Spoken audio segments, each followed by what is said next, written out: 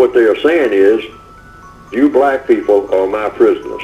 You are my slaves. You have never gotten out of slavery because you're under the system of white supremacy. It's just more sophisticated now. It's just another racism is a form of slavery. That's all it is. What is slavery? Slavery is mistreating people in a way and in a sophisticated form, if it's sophisticated slavery, that they don't know what to do about it. Slavery is nothing but a form of mistreatment. Subjugation and mistreatment. Domination, those two elements, and mistreatment. You dominate the person that you are mistreating, which means you dominate them in all of the areas of activity, including sex. And you also dominate them in the first area of activity, economics, how they use their time and energy. And in the second, education.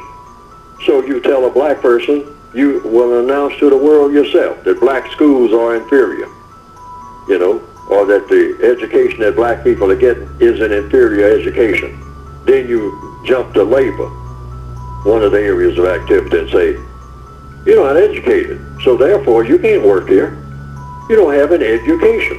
Well, you don't have an education because you've already declared that the schools that you go to is inferior. You've already told the world that. So therefore you got an inferior education. So when you come and look for a job, I mean, you're not qualified for the job. You can't go into the labor market because your education is inferior, which means by proxy, you're inferior in doing anything of constructive value. So now, you're going to have a baby. Now watch this now. You're going to have another baby, and you're not going to have a job because I'm not hiring you on a job without an education.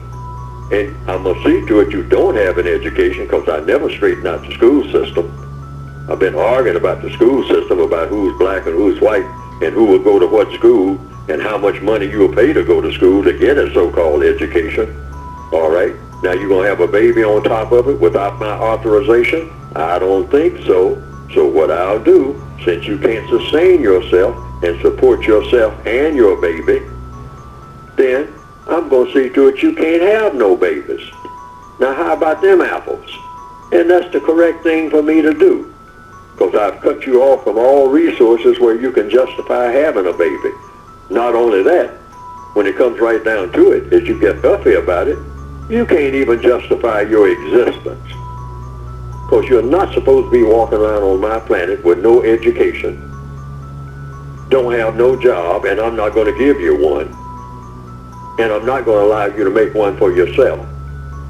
And you think you're going to have a baby on my planet, on my watch? No, I'm going to have to tailor. Because that's what they're doing now. I call it racial population tailoring confusion. I've been calling it that for years. That's one of their 6 strategies. So they are tailoring the populations of the non-white people because they're forcing them into an economic situation where they can only have so many babies.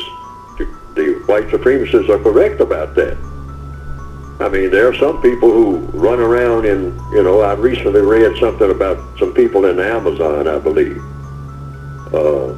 in what they call the jungle. I call it the forest. Mm-hmm. But they have babies all over the place. Just one right after another. And some of them die of what you call disease or natural causes and all like that. Right. But the females keep having them. But what do they have? Because the white supremacists allow them to have it, by the way. They too are under white supremacy. But on account of their primitive conditions, and that goes back thousands of years, and that's all they are used to, they can have unlimited babies because they're all going to be self-sustaining. That's the key. We're in an environment where the white supremacists will tell us, get an education and get a job, then they'll seal off the means by which you get either.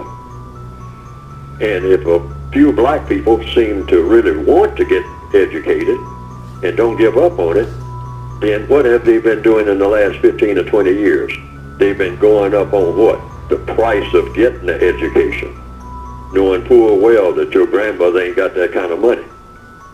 Because that's who you're going to be dependent on. You're just out of high school. You're going to depend on your grandmother, your mother, your sister, and your father who's looking for a job and gave up on it because he can't get one. So now you get into a school and the tuition just keeps going up and up and up and up. When here in the Northwestern Hemisphere, there were a lot of black people who had dishwashing jobs, but went to college.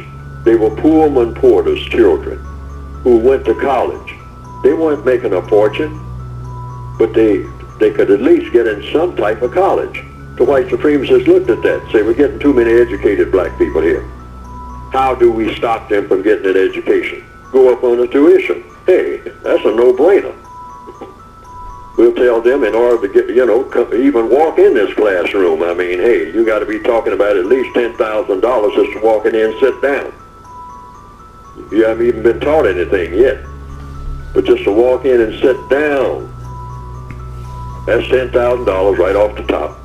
You black people, if you got it, as your grandmother got it, she's scraping together her little change and pennies and got her little coins in the handkerchief that she's been saving from that maid job till she got bad feet and whatnot, and that hospital job she had. I mean, now she can't help you. Nobody can help you because we got it rigged so nobody can help you.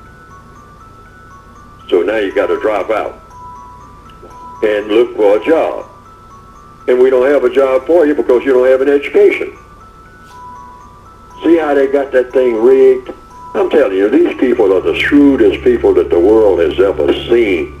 The people of the Roman Empire would be applauding, saying, boy, hey, right. They outdid us.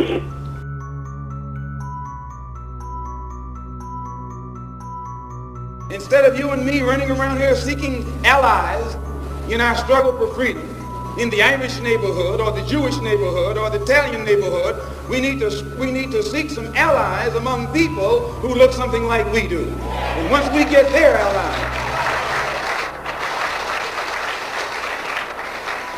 it's time out for you and me to stop running away from the wolf right into the arms of the fox, looking for some kind of help.